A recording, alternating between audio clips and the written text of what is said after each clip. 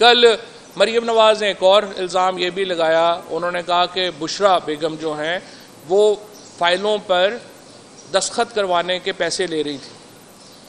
اب جو بھی آدمی پاکستان میں یا جو بھی طریقہ انصاف کا ہے اس کو معلوم ہے کہ جو خان صاحب کی اہلیہ ہیں ان کو کبھی کسی نے دیکھا بھی نہیں ہوگا،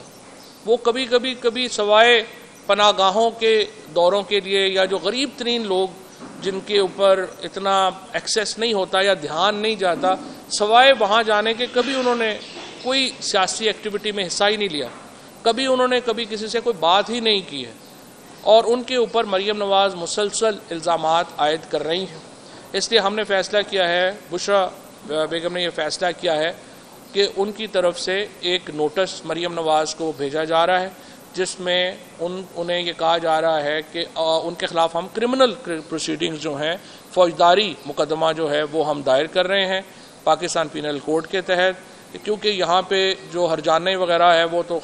آ ہی نہیں رہا، لہٰذا ریپوٹیشن کو ڈیمیج کرنے کے اوپر ان کے اوپر جو ہے وہ کرمنل کیس کرنے کا فیصلہ کیا ہے، اور یہ بشرا بی بی کی طرف سے یہ نوٹس جو ہے وہ مریم نواز کو آج بھیجا جا رہا ہے۔